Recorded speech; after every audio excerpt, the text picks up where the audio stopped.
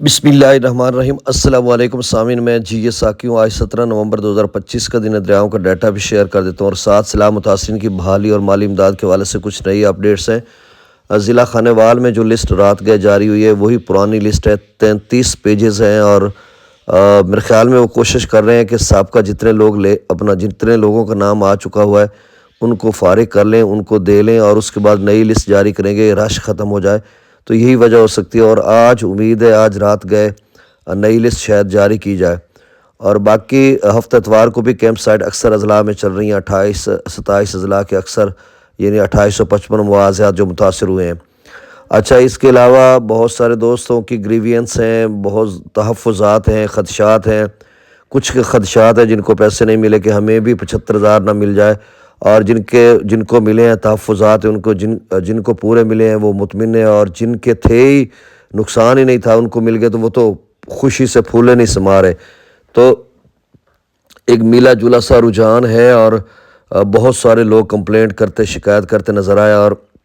وہی پیسے کم آ رہے ہیں، اور لوگ پوچھتے ہیں کہ دوسری قسط بھی آئے گی۔ اب اس بارے میں ابھی تک ہم کنفرم تو نہیں ہے، شاید گورنمنٹ کی طرف سے کوئی اس طرح کی ہدایات یا بعد میں کوئی اپڈیٹ آئے کہ ہم دوسری قسط بھی دیں گے یا نہیں دیں گے۔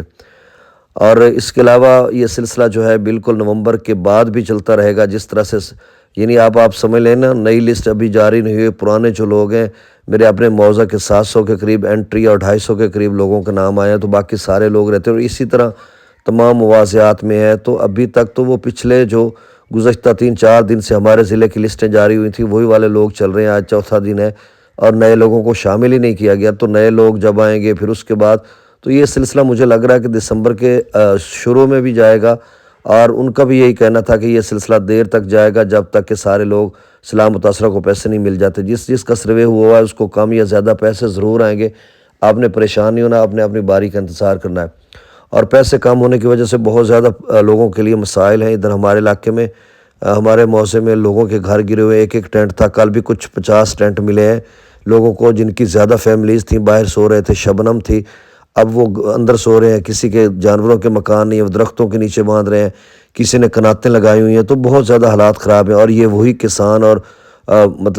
کاشتکار حضرات ہیں جو پہلے سے پسے ہوئے ہیں۔ ان سے 2,021 روپے میں گندم لی ہوئی تھی مافیا نے، اور گورنمنٹ کی عجیب پالیسیاں ہیں حکومت پنجاب کی کہ 2,021 روپے میں گندم جو لی گئی تھی وہ ہمارے موضع نواحی مواضعات میں 3 بڑے بروکر ہیں، یا 3 بڑے آپ تاجر کہہ لیں یا مافیا کہہ لیں، جو بھی آپ نام دینا چاہیں، 1,00,000 من گندم ان کے پاس پڑی ہے۔ اب 3500 سے 3800 4,000 کے قریب وہ بیچ رہے ہیں۔ ایک کے پاس مبینہ 50,000 من پڑی ہے، دوسرے کے پاس 20-25,000 اور تیسرے کے پاس بھی 20-25,000۔ تو ان قرب و جوار کے مواضعات کی گندم اکٹھی کر کے زیادہ تر انہوں نے رکھی ہوئی تھی، اب وہ کروڑوں روپے کما رہے ہیں، اور کسانوں سے وہ 2,000 روپے بھی تھی۔ یہ ہے گورنمنٹ آف پنجاب کی، حکومت پنجاب کی پالیسیاں، جس کی وجہ سے کسان پہلے گزشتہ 2 سالوں میں ایسے گندم بکی ہے اور تباہ ہو چکی ہے۔ پورے جو زراعت ہے، پاکستان ایک زرعی ملک ہے، 70% زراعت سے لوگ منسلک ہیں، اور ان کا یہ عالم ہے، بہترین دنیا کا نہری نظام، کوئی میکنزم نہیں، کوئی پالیسی نہیں، اور ایسے میں پھر سیلاب آ گیا۔ میرا گندم کے دنوں میں کوئی ٹھیکہ جات وغیرہ کا ڈیفالٹر میں تھا، وہ کوشش کر رہا تھا، وہ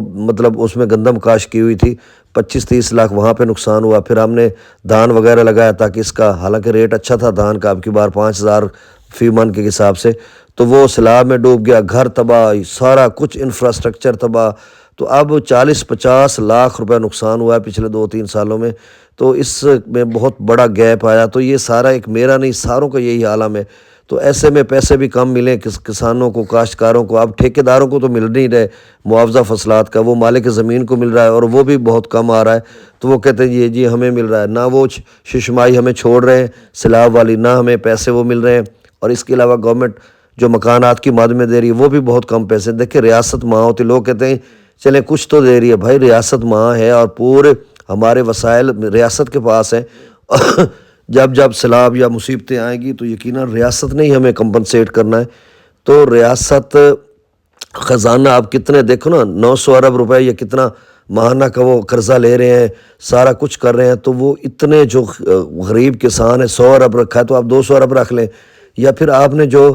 سروے کروایا اس میں 50 ارب تو وہ جو حقدار نہیں ہے وہ لے اڑیں گے جس طرح کا سروے ہوا ہے، اور باقی جو ہے وہ 50 ارب روپے حقداروں کو ملے گا، تو وہی جو حقدار اوریجنل لکھے جاتے، کوئی اس طرح کی مزید ٹائٹ کر کے پالیسی بنائی جاتی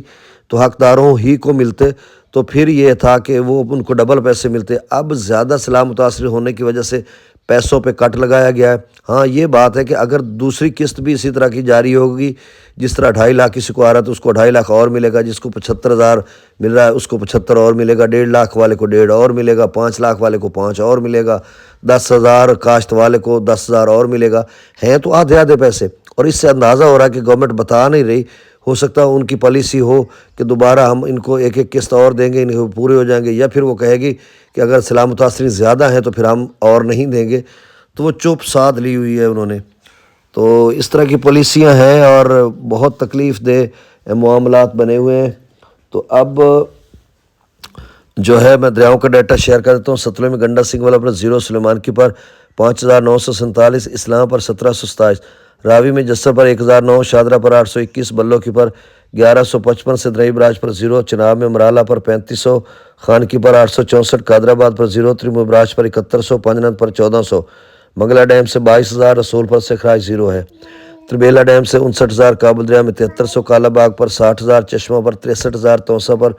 48,000، گڈو پر 39,000، سکھر پر 7,800 اور کوٹری پر 1,300 کیوسک ہے۔ تو مظاہرے کو بھی بہت سارے علاقوں میں مل رہے ہیں پیسے، تو آپ نے پریشان نہیں ہونا،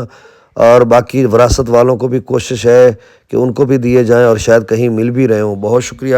اللہ حافظ، اللہ تعالیٰ آپ کو اپنی حفظ و امان میں رکھے، اللہ حافظ۔